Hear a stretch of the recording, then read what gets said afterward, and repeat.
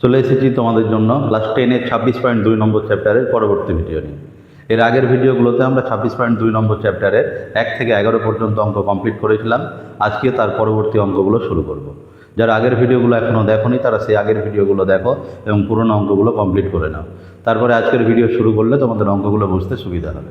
তোমাদের কাছে আরও একটা অনুরোধ, তোমরা যারা নিয়মিত এই চ্যানেল থেকে অঙ্ক করছো, তোমাদের যদি ভালো লাগে তবে চ্যানেলটা সাবস্ক্রাইব করো এবং বন্ধুদের মধ্যে একটু শেয়ার করে জানিয়ে দাও।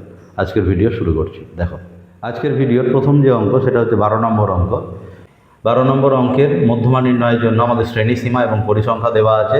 এখান থেকে আমাদেরকে মধ্যমা বের করতে হবে। আগের ভিডিওতেই আলোচনা করেছিলাম যে যদি আমাদের কোনো অঙ্কের ক্ষেত্রে মধ্যমা নির্ণয় করতে হয় তবে যে শ্রেণীটা দেওয়া থাকবে সেই শ্রেণীটা কিন্তু কন্টিনিউয়াস আকারে দেওয়া থাকতে হবে। আগের ভিডিওতে যে অঙ্কগুলো করেছিলাম সেখানকার শ্রেণীগুলো কিন্তু কন্টিনিউয়াস আকারেই ছিল। কি বলেছিলাম যে যদি কন্টিনিউয়াস না থাকে তবে কন্টিনিউয়াস বানিয়ে নিয়ে তারপর অঙ্ক করতে হয়। আমাদের আজকের যে দুটো অঙ্ক করব এই দুটো অঙ্কের কিন্তু শ্রেণীটা কন্টিনিউয়াস দেওয়া নাই। কন্টিনিউয়াস দেওয়া নাই মানে কি? দেখো, শ্রেণীটা প্রথমটা দেওয়া আছে 1 থেকে 5, তারপরেরটা দেওয়া আছে 6 থেকে 10। অর্থাৎ এই শ্রেণীর সাথে ওই শ্রেণীর কোনো কিন্তু লিঙ্ক নাই। এই শ্রেণীটা যদি এমন থাকতো যে 0 থেকে 5, তারপর 5 থেকে 10, বুঝা গেল? তাহলে এই রকম যদি থাকে তবে তাকে আমরা কন্টিনিউয়াস বলতাম। মানে প্রথম যেটা দেওয়া আছে তার শেষ ঊর্ধ্ব শ্রেণীসীমা আর পরেরটা নিম্ন শ্রেণীসীমা, এই দুটোকে সেম থাকতে হবে। যদি সেম না থাকে তবে সেম বানিয়ে নিতে হবে এবং সেটাকে ডিসকন্টিনিউয়াস থেকে কন্টিনিউয়াস বানিয়ে নিয়ে অঙ্ক করতে হবে। তাহলে আমাদের এই যে শ্রেণীসীমাগুলো এগুলো ডিসকন্টিনিউয়াস দেওয়া আছে, একে আমরা কন্টিনিউয়াস বানিয়ে নেব। এবার তোমাদেরকে জানতে হবে যে এই কন্টিনিউয়াস বানানোর উপায়টা কী। সেই উপায়টা হচ্ছে কীরকম, যে এই যে শ্রেণীসীমাটা দিয়েছি সেটা হচ্ছে 1 থেকে 5 আর পরেরটা শুরু হচ্ছে 6 থেকে 10। মানে প্রথম যেটা দেওয়া আছে তার শেষটা হচ্ছে 5-এ আর দ্বিতীয় যেটা দেওয়া আছে তার শুরুটা হচ্ছে 6-এ। এই 5 এবং 6-এর গ্যাপ কত সেটা তোমাদেরকে দেখতে হবে। 6 থেকে 5 বিয়োগ করলে কত হবে? 1। এই 1কে 2 দিয়ে ভাগ করতে হবে। তাহলে 1কে 2 দিয়ে ভাগ করলে কত হবে? 0.5। আমরা কি করব? প্রত্যেকটা শ্রেণীসীমার নিম্ন সীমা থেকে 0.5 বিয়োগ করব এবং ঊর্ধ্ব শ্রেণীসীমার সঙ্গে 0.5 যোগ করব। তবেই এই ডিসকন্টিনিউয়াস শ্রেণীসীমাটা কী হয়ে যাবে? কন্টিনিউয়াস হয়ে যাবে। কন্টিনিউয়াস হয়ে গেলে তখন তাকে আমরা শ্রেণী সীমা বলি না, তখন আমরা শ্রেণী সীমানা বলি। ঠিক আছে? তাহলে আমরা শুরু করি অঙ্ক। দেখো, 12 নম্বর অঙ্ক। প্রথম যেটা দেওয়া আছে সেটা হচ্ছে শ্রেণী সীমা। আমরা লিখব কি? শ্রেণী সীমানা। ঠিক আছে? শ্রেণী সীমানা। এই শ্রেণী সীমানার পরে লিখব কি? পরিসংখ্যা। শ্রেণী সীমানার পরে হচ্ছে পরিসংখ্যা। আর তারপরে হচ্ছে আমাদের যেটা দরকার সেটা হচ্ছে ক্ষুদ্রতর সূচকে ক্রমযৌগিক পরিসংখ্যা। এই তিনটে জিনিস আমাদের মধ্যমা নির্ণয়ের অঙ্কতে দরকার। ক্ষুদ্রতর সূচকে ক্রমযৌগিক পরিসংখ্যা, সংক্ষেপে লিখলাম আমরা। দেখো, শ্রেণীসীমা যা দেওয়া আছে তাহলে আমরা কি করব? এই প্রত্যেকটা থেকে আমরা কি করব? বাম দিকের সংখ্যাগুলোর থেকে 0.5 বিয়োগ করব আর ডান দিকের সংখ্যাগুলোর সঙ্গে 0.5 যোগ করব। যদি আমরা বাম দিকের সংখ্যাগুলো থেকে 0.5 বিয়োগ করি, মানে 1 থেকে যদি বিয়োগ করি 0.5, তাহলে সেটা হবে কত? 1 বিয়োগ 0.5 ইকুয়াল টু 0.5। তাহলে আমরা শ্রেণী সীমানাগুলোকে ভালো করে গুছিয়ে লিখে নিই। দেখো, তাহলে প্রথমটা দাঁড়িয়ে যাবে 0.5 থেকে 5-এর সঙ্গে 0.5 যোগ, তার মানে সেটা হবে কত? 5.5। তারপরেরটা 6 থেকে 10 এর বিয়োগ করবো কি? 0.5। তাহলে 6 থেকে যদি 0.5 বিয়োগ করি তাহলে সেটা হয়ে যাবে কত? 5.5। আর ডান দিকে 10-এর সঙ্গে যদি 0.5 যোগ করি তাহলে সেটা হবে কত? 10.5। তারপরেরটা হচ্ছে কি? 11 থেকে 10। তাহলে 11 থেকে যদি 0.5 বিয়োগ করি তাহলে সেটা হবে কত? 10.5। আর এইদিকে 15-র সাথে যদি 0.5 যোগ করি তাহলে সেটা হবে হচ্ছে কত? 15.5। তাহলে আমরা ব্যাপারটা দেখো বুঝে গেলাম যে এই যে শ্রেণীসীমা তার এখানে 5.5 আসলো, এখানে 5.5, এখানে 10.5, এখানে 10.5। তাহলে তার পরেরটা এরকমভাবেই চলতে থাকবে 15.5 থেকে তাহলে কত হবে? 20.5। তারপরেরটা হয়ে যাবে কত? 20.5 থেকে 25.5। তারপরেরটা হবে কত? 25.5 থেকে 30.5। এইরকমভাবে কন্টিনিউ চলতে থাকবে। তারপরেরটা হয়ে যাবে কত? 30.5 থেকে 35.5। এই হচ্ছে আমাদের প্রদত্ত যে শ্রেণীসীমা, তাকে শ্রেণীসীমানা বানিয়ে নিলাম। প্রত্যেকটা শ্রেণীসীমার নিম্ন সীমা থেকে 0.5 বিয়োগ করলাম, আর ঊর্ধ্ব শ্রেণীসীমার সঙ্গে 0.5 যোগ করলাম, তবেই আমরা পেয়ে গেলাম শ্রেণীসীমানা। আর কোনো কিছু নাই। এবার হুবহু আগের মতোই অঙ্ক হবে। আগের মতো অঙ্ক করতে গেলে পরিসংখ্যাগুলো যা দেওয়া আছে লিখে নিই, 2, 3, 6, 7, 5, 4, 3। তাহলে শ্রেণীসীমানা এবং পরিসংখ্যা এই দুটো জিনিস আমরা লিখে নিলাম। এবার আমাদেরকে এই ক্ষুদ্রতর সূচকে ক্রমযৌগিক পরিসংখ্যা এই ছকটা পূরণ করতে হবে। এই ছক পূরণ করার যে উপায়টা কি সেটা তোমরা কিন্তু আগের ভিডিওতে শিখেছিলে। যারা আগের ভিডিও দেখোনি তাদের জন্য একটু সংক্ষেপে আলোচনা করে দিচ্ছি যে ক্ষুদ্রতর সূচকে ক্রমযৌগিক পরিসংখ্যা বানানোর জন্য আমাদের এই পরিসংখ্যার্থে দেওয়া সংখ্যাগুলোর দিকে দেখতে হবে। প্রথমে যা দেওয়া আছে তাই বসিয়ে দিতে হবে 2, তারপরে কী হবে 2 এর সাথে 3 যোগ 5 হবে, 5 এর সাথে 6 যোগ, এইরকমভাবে যোগ করতে থাকতে হবে। যোগ করতে করতে যেটা পাবো এটাই হচ্ছে আমাদের ক্ষুদ্রতর সূচকে ক্রমযৌগিক পরিসংখ্যা। তাহলে 11-র সাথে 7 যোগ করলে এটা হবে হচ্ছে 18, 18-র সাথে 5 যোগ করলে এটা হবে হচ্ছে 23, 23-এর সাথে 4 যোগ করলে 23 যোগ 4 সমান হচ্ছে 27, আর 27-এর সাথে 3 যোগ, তাহলে আমাদের হয়ে গেল কত 30। এই 30কেই আমরা কী দিয়ে লিখব, n। তাহলে মোট পরিসংখ্যা আমরা পেয়ে গেলাম কত 30। সেই 30-এর মান কত, মানে 30কে আমরা কী দিয়ে প্রকাশ করলাম, n দিয়ে। তাহলে আমাদের যা যা দরকার সেটা একটু লিখে নিই। তাহলে যে মোট পরিসংখ্যা,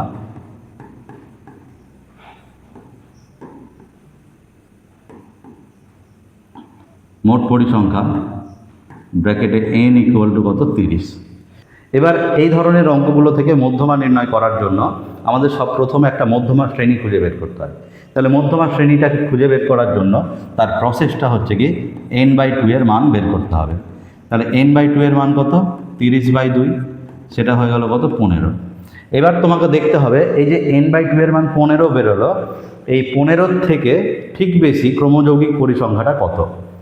তাহলে ক্ষুদ্রতর সূচকে যে ক্রমযৌগিক পরিসংখ্যা যে ঘরটা দেওয়া আছে, এখানে প্রথমটা 2, তারপরের সংখ্যাটা 5, তারপরের সংখ্যাটা 11, তারপরের সংখ্যাটা হচ্ছে 18। আমাকে খুঁজে বের করতে হবে 15 থেকে বেশি কোনটা। তাহলে 15 থেকে বেশি সংখ্যাটা কত পেয়ে গেলাম আমরা, 18। তাহলে এই যে 18 পেয়ে গেলাম, তাহলে এটাই হচ্ছে আমাদের সেই মধ্যমা শ্রেণী। তাহলে আমরা একটু লিখে নিই যে 15 এর ঠিক বেশি, ঠিক বেশি ক্রমযৌগিক পরিসংখ্যা, ক্রমযৌগিক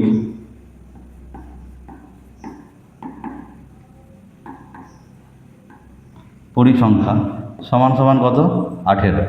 তাহলে 15-র ঠিক বেশি ক্রমযৌগিক পরিসংখ্যা কত পেলাম আমরা, 18। তাহলে এবার আমরা তাহলে এখান থেকে বলতে পারবো যে মধ্যমা শ্রেণী কোনটা, এটা। তাহলে অতএব মধ্যমা শ্রেণী সমান সমান তাহলে কত হচ্ছে, 15.5 থেকে 20.5। তাহলে লিখে নিই আমরা 15.5 থেকে 20.5। তাহলে আমাদের মধ্যমা শ্রেণী খুঁজে বের করা হয়ে গেল। এবার সরাসরি আমরা মধ্যমার সূত্রটা অ্যাপ্লাই করে দেব। তাহলে অতএব মধ্যমা সমান, মধ্যমা সমান সূত্র কি l প্লাস মাঝখান দিয়ে দাগ, উপরে হবে n/2 মাইনাস হচ্ছে কত CF বাই হচ্ছে F ইন্টু কত H। তাহলে এই সূত্রতে কোনটা কী জিনিস একটু লিখে নিই। l মানে হচ্ছে যেটা মধ্যমা শ্রেণী তার নিম্ন শ্রেণী সীমানা। আমরা মধ্যমা শ্রেণী খুঁজে বের করেছি কোনটা, এটা। এর নিম্ন শ্রেণী সীমানা কত, 15.5। ঊর্ধ্ব শ্রেণী সীমানা কত, 20.5। l মানে হচ্ছে মধ্যমা শ্রেণীর নিম্ন শ্রেণী সীমানা। তাহলে এখানে নিম্ন শ্রেণী সীমানাটা কত দেওয়া আছে, মধ্যমা শ্রেণীর 15.5। তাহলে l এর মান হচ্ছে 15.5। f এর মান কোনটা, যে শ্রেণীটাকে আমরা মধ্যমা শ্রেণী হিসাবে সিলেক্ট করলাম সেই শ্রেণীর পরিসংখ্যা কত, এটা হচ্ছে আমাদের মধ্যমা শ্রেণী। এই মধ্যমা শ্রেণীর পরিসংখ্যা হচ্ছে এটা, তাই না। তাহলে f এর মান হচ্ছে কত, 7। এরপরে হচ্ছে CF। CFকে পুরো নাম হচ্ছে কি কিউমুলেটিভ ফ্রিকোয়েন্সি, যাকে বাংলাতে বলে ক্রমযৌগিক পরিসংখ্যা। তাহলে CF এর কোন মানটা নিতে হবে, আমাকে দেখতে হবে যেটা মধ্যমা শ্রেণী তার আগের শ্রেণী যেটা, সেই আগের শ্রেণীর ক্রমযৌগিক পরিসংখ্যা। তাহলে আমাদের মধ্যমা শ্রেণী কোনটা, এটা। এর আগের শ্রেণী কোনটা, এই যে এটা। এই আগের শ্রেণীর ক্রমযৌগিক পরিসংখ্যা কত, এই যে 11, তাহলে আমাকে CF এর মান হচ্ছে কত 11। এবারে H এর মান কত? H মানে হচ্ছে যেটা মধ্যমা শ্রেণী তার শ্রেণী দৈর্ঘ্য কত। মধ্যমা শ্রেণী আমরা লিখে রেখেছি, এর শ্রেণী দৈর্ঘ্য মানে হচ্ছে এই সংখ্যা দুটোর বিয়োগফল। তাহলে 20.5 থেকে 15.5 বিয়োগ করলে কত হয় 5। তাহলে এটা হচ্ছে মধ্যমা শ্রেণীর শ্রেণী দৈর্ঘ্য। সমস্ত কিছুটা লিখে নিলাম। এন এর মান তো আমরা শুরুতেই লিখে নিয়েছিলাম, তাই না? তাহলে এন আর আলাদা করে লেখার দরকার নেই, যদি লিখবো মনে করো সেটাও লিখে নিতে পারো যে এন সমান সমান হচ্ছে কত আমাদের 30 মোট পরিসংখ্যা। তাহলে সেগুলো আমরা সব লিখে নিলাম। এবার সমস্ত মানগুলো একে একে বসিয়ে দিই। তাহলে এল এর মান হচ্ছে কত 15.5। উপরে হচ্ছে n/2 এর মান কত 30/2 মানে 15। CF এর মান কত 11, F এর মান কত 7 আর H এর মান কত 5। সমস্ত কিছু আমরা লিখে নিলাম। তাহলে এখানে আমরা লিখব যে 15.5 যোগ, যদি 15 থেকে 11 বাদ দিই তাহলে হবে কত 15 থেকে 11 বাদ দিলে কত হবে 4 বাই কত 7, তার সাথে 5 গুণ, আমি আগেই 5 গুণ করে দিয়েছিলাম। তাহলে এটা হয়ে গেল কত 15.5 যোগ এবার হবে 20/7। তাহলে আমরা একটু 20-কে 7 দিয়ে রাফে ভাগ করে নিই। যদি আমরা 20-কে 7 দিয়ে ভাগ করি তাহলে হবে হচ্ছে কত 7 দুগুণে 14, 6 নামলো, দশমিকের জন্য একটা শূন্য নিলাম, 7 8-এ 56, 4 নামলো 0, 5 7-এ 35, 5 নামলো 0, 7 7-এ 49। আমরা দশমিকের পরে 3 ঘর চালিয়ে থেমে যাব। আসন্ন মানের জন্য দেখতে হবে যে দশমিকের পরে আমরা অ্যাকচুয়ালি নিতে চাইছি 2টো ঘর। তাহলে 2টো ঘর পর্যন্ত নিব, তার জন্য 3 নম্বর ঘরের সংখ্যাটা কত আছে দেখতে হবে। যদি 3 নম্বর ঘরের সংখ্যাটা 5 বা 5-এর বেশি থাকে তাহলে আসন্ন মানে আমরা তার আগের সংখ্যাটার মানকে 1 বাড়িয়ে দেব। মানে 2.85 ছিল, এটাকে আমরা 2.86 করে দেব। কেন? 3 নম্বর সংখ্যাটা 7 আছে, অর্থাৎ 5-এর বেশি আছে। তাহলে আমরা এটাকে লিখতে পারবো কত 15.5 যোগ হচ্ছে কত 2.86, ব্র্যাকেটে কি লিখব প্রায়। এই যে অঙ্কটা করছি এই অঙ্কের কোনো একক দেওয়া নেই, যেহেতু একক দেওয়া নেই সেই জন্য আমাকে এখানে কোনো একক লিখতে হবে না। যদি কোনো একক দেওয়া থাকতো, সেটা বছর হোক, সেমি হোক, টাকা হোক, তবে আমাকে কি করতে হতো প্রত্যেকটা লাইনের পাশে সেই এককটা লিখতে হতো। তাহলে এখান থেকে আমরা এটাকে যদি যোগ করি তাহলে 15.5 আর হচ্ছে 2.86, 15.5কে আমরা 15.50 লিখলাম। তাহলে যোগ করলে হবে হচ্ছে 6, 8 5 13, 3 হাতে থাকলো 1, 5 আর 3 হচ্ছে 8, 1, তার মানে 18.36। এই হচ্ছে আমাদের এই অঙ্কের মধ্যমা। তাহলে পুরো অঙ্কটা ভালো করে মনোযোগ সহকারে একবার পুরোটা দেখে নিলে এই মধ্যমা নির্ণয়ের অঙ্ক কিন্তু তোমাদের কাছে আর কঠিন মনে হবে না। তোমরা এই মধ্যমাটাকে পরীক্ষাতে টার্গেট করতে পারো, কারণ এই 26 নম্বর চ্যাপ্টার থেকে মোট 3টে প্রশ্ন আসবে 4 মার্কের, তার মধ্যে 2টো অঙ্ক করতে হবে। এই 2টো অঙ্কের মধ্যে তোমরা মধ্যমাকে টার্গেট করতে পারো একটা চ্যাপ্টারে, আর একটা কোনো কিছুকে তোমরা ভালো করে করলে সেখান থেকে তোমরা কমন হিসাবে এই অঙ্কগুলো পেয়ে যাবে। তাহলে এর পরবর্তী যে অঙ্কটা আছে সেই অঙ্কটা করি আমরা। পরবর্তী অঙ্কটাতে দেখো কী দেওয়া আছে। দেখো এবারের যে পরবর্তী অঙ্কটা করব সেটা হচ্ছে 13 নম্বর অঙ্ক। এই 13 নম্বর অঙ্কতেও আমাদের শ্রেণীসীমা দেওয়া আছে, যেটা কন্টিনিউয়াস আকারে নেই। তাহলে এই শ্রেণীসীমাটাকেও আমরা কী করব কন্টিনিউয়াস বানিয়ে নিয়ে অঙ্কটা করব। তাহলে কন্টিনিউয়াস বানানোর জন্য আমরা কি কি করব দেখতে থাকো।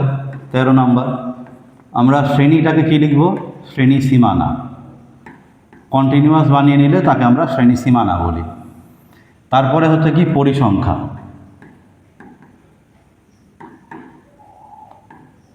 পরিসংখ্যাকে F দিয়ে লেখা হয়, লিখতে পারো। আর ক্ষুদ্রতর সূচকে ক্রমযৌগিক পরিসংখ্যা, এটাকে হচ্ছে CF দিয়ে লেখা হয়, কিউমুলেটিভ ফ্রিকোয়েন্সি। তাহলে সমস্ত কিছু আমরা লিখে নিলাম। তাহলে শ্রেণী সীমা থেকে শ্রেণী সীমানা বানার জন্য আমরা কি করব, পরের সংখ্যাটা প্রথম শ্রেণীর পরের সংখ্যাটা আছে 60 আর দ্বিতীয় শ্রেণীর প্রথম সংখ্যাটা আছে 61। তাহলে 60 আর 61 এই সংখ্যা দুটোর গ্যাপ কত 1, এই 1কে 2 দিয়ে ভাগ, তাহলে কত হবে 1কে 2 দিয়ে ভাগ করলে 0.5। এই 0.5 কী করতে হবে প্রত্যেকটা শ্রেণীসীমার বাম দিকের সংখ্যাগুলো থেকে বিয়োগ হবে আর ডান দিকের সংখ্যাগুলোর সাথে যোগ হবে। তাহলে 51 থেকে যদি 0.5 বিয়োগ করি তাহলে সেটা হবে 50.5 মানে 50.5। তাহলে আমরা লিখতে থাকি, প্রথমটা হয়ে গেল 50.5 আর 60-এর সাথে যদি যোগ করি তাহলে সেটা হবে কত 60.5। তারপরেরটা 61 থেকে 70, তাহলে 61 থেকে 0.5 বিয়োগ করলে কত হবে? 60.5। আর ডান দিকে 70-এর সাথে যোগ করলে কত হবে? 70.5। তাহলে এইরকমভাবে প্রত্যেকটা শ্রেণী সীমাগুলো কী হয়ে যাবে? মানে সীমানাতে পরিণত হবে। তাহলে করতে থাকি আমরা। এটা হয়ে যাবে 70.5 থেকে 80.5। তারপরেরটা হবে হচ্ছে কত? 80.5 থেকে 90.5। তারপরেরটা হবে হচ্ছে কত? 90.5 থেকে 100.5। তারপরেরটা কত হবে? 100.5 থেকে 110.5। কত দূর অবধি হবে? এত দূর অবধি হবে, এটাই শেষ। পরিসংখ্যাগুলো লিখে নিই। কত? 4, 10, 15, 20, আবার 15, 4। তাহলে এখান থেকে এবার আমরা কি করব? ক্রমযৌগিক পরিসংখ্যাটা বানিয়ে নেব। ক্রমযৌগিক পরিসংখ্যা বানানোর জন্য এটা যা আছে তাই লিখে দেবো 4, তারপর থেকে যোগ হতে থাকবে। তাহলে 4 যোগ 10 মানে এটা হলো 14। তাহলে 14 যোগ এটা হবে 15, তাহলে এখান থেকে 29। তাহলে 29 যোগ 20, তাহলে সেটা হয়ে গেল কত? 49। 49 যোগ হচ্ছে 15, তাহলে এটা হয়ে গেল কত? 64। আর 64 যোগ 4, তাহলে এটা হয়ে গেল কত? 68। এটাকেই আমরা কি দিয়ে লিখব? n দিয়ে লিখব। তাহলে আমাদের মোট পরিসংখ্যাটা পেয়ে গেলাম কত? 68। তাহলে আমরা লিখে নিই এখানে আগের অঙ্কটার মতো করি যে মোট পরিসংখ্যা ব্র্যাকেটে n ইকুয়াল টু কত? 68। তাহলে এখন আমাদের n/2 এর মানটা দরকার। তাহলে n/2 হবে কত? 68/2 ইজ ইকুয়াল টু 34। এবার এই n/2 এর মান থেকেই আমরা মধ্যমা শ্রেণীটাকে খুঁজে বের করতে পারবো। কিভাবে? n/2 এর মান 34 পেয়ে গেলাম আমরা। এই 34-এর থেকে বড় ক্রমযৌগিক পরিসংখ্যা এই তালিকাতে কোথায় আছে? 4, 14, 29, এই যে 49। তাহলে এই সংখ্যাটা হচ্ছে 34-এর থেকে বড়। তাহলে আমাদের মধ্যমা শ্রেণী আমরা পেয়ে গেলাম কত? এই যে এটা কত? 80.5 থেকে 90.5। তাহলে এই কথাটা একটু আমরা লিখে নিই যে 34 এর ঠিক বেশি ক্রমযৌগিক পরিসংখ্যা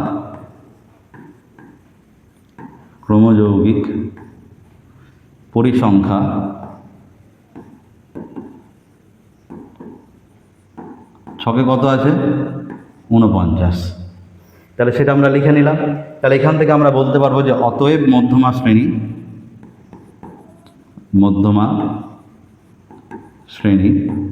তাহলে 49 আছে কোন শ্রেণীতে? 80.5 থেকে 90.5। তাহলে এটা আমাকে লিখে নিতে হবে 80.5 থেকে 90.5। তাহলে এটা হচ্ছে আমাদের মধ্যমা শ্রেণী। তাহলে এই মধ্যমা শ্রেণী পেয়ে যাওয়ার পরে আর কোনো কিছুই না, সরাসরি আমরা মধ্যমার সূত্র অ্যাপ্লাই করে দেব। তাহলে অতএব মধ্যমা সমান সূত্র কি? L প্লাস উপরে হবে n/2 মাইনাস CF/F ইন্টু কত? H। পুরো সূত্রটা লিখে নিলাম। এই সূত্রতে কোন অক্ষরটা কি মানে বা এর মান কত সেটা আমরা এবার লিখে নিব। তাহলে প্রত্যেকটা জিনিসের মান একে একে আমরা লিখতে থাকি। এল এর মান কত? এল এর মান হচ্ছে মধ্যমা শ্রেণীর নিম্ন শ্রেণী সীমানা। তাহলে মধ্যমা শ্রেণী আমাদের কত? এই যে এটা। এর নিম্ন শ্রেণী সীমানা কত? 80.5। তাহলে এল এর মান হচ্ছে এটা। এফ এর মান কত? যেটা মধ্যমা শ্রেণী তার পরিসংখ্যা। আমরা মধ্যমা শ্রেণী সিলেক্ট করেছি কোনটা? এই যে এটা। এর পরিসংখ্যা কত? 20। তাহলে আমাদের এফ এর মান হচ্ছে কত? 20। তাহলে সিএফ এর মান কত? যেটা মধ্যমা শ্রেণী তার আগের শ্রেণীর ক্রমযৌগিক পরিসংখ্যা। আমাদের মধ্যমা শ্রেণীর আগের শ্রেণী কোনটা? এই যে 70.5 থেকে 80.5। এর ক্রমযৌগিক পরিসংখ্যা কত? 29। তাহলে সিএফ এর মান কত পেলাম আমরা? 29। আর এইচ এর মান কত? মধ্যমা শ্রেণীর শ্রেণী দৈর্ঘ্য। তাহলে 80.5 থেকে 90.5। আমরা যদি 90.5 থেকে 80.5 বিয়োগ করি তবে আমরা শ্রেণী দৈর্ঘ্যটা পেয়ে যাব। তাহলে এই শ্রেণী দৈর্ঘ্যের মান কত হচ্ছে? 10। আর এন এর মান হচ্ছে কত? 68। সমস্ত কিছু আমরা লিখে নিলাম। তাহলে অতএব তাহলে মধ্যমাটা আমাদের কত দাঁড়াচ্ছে? এল এর মান হচ্ছে কত? 80.5 যোগ একটু বাম দিকে চেপে লিখি 80.5 যোগ সূত্র হচ্ছে কি n/2, তাহলে n/2 মানে হচ্ছে 68/2 মানে 34, মাইনাস CF এর মান কত 29 বাই F এর মান কত 20 আর H এর মান কত 10, সমস্ত কিছু আমরা লিখে নিলাম। তাহলে 80.5 যোগ হচ্ছে 34 থেকে 29 বাদ 5 বাই হচ্ছে কত 20 ইন্টু কত 10, 10-এর একটা 0 আর 20-এর একটা 0 কেটে গেল। তাহলে এটা হলো 80.5 যোগ 5কে 2 দিয়ে ভাগ, তাহলে 5কে রাফে 2 দিয়ে ভাগটা করে নেবে, কত হবে 2.5। তাহলে এটা যোগ করলে আমাদের হয়ে যাবে কত 80.5 আর 2.5 যোগ করলে 83.0, দ্যাট ইজ কত 83। যেহেতু এই মধ্যমাটা বের করার সময় আমাদের শ্রেণীর পাশে কোনো একক দেওয়া নেই, তাহলে আমাদের এখানে কোনো এককটা লিখতে হবে না, না হলে এখানে আমাদেরকে সেই এককটা লিখতে হতো। তাহলে এই হচ্ছে যদি কোনো শ্রেণী কন্টিনিউয়াস আকারে না থাকে, তাই সেই শ্রেণীকে কিভাবে কন্টিনিউয়াসে পরিণত করব এবং সেই সমস্ত অঙ্কের মধ্যমা কিভাবে নির্ণয় করব, আজকের ভিডিওতে সেই দুটো অঙ্ক আমরা করে দেখলাম। আজকের ভিডিওতে আমরা এই দুটো অঙ্ক করলাম, এই দুটো অঙ্ক করেই আজকের ভিডিও শেষ করছি। পরবর্তী ভিডিও নিয়ে পরের যে দুটো অঙ্ক বাকি আছে সেই দুটো অঙ্ক আমরা নিয়ে আসবো। তোমরা ততক্ষণ ভালো থেকো এবং সুস্থ থেকো।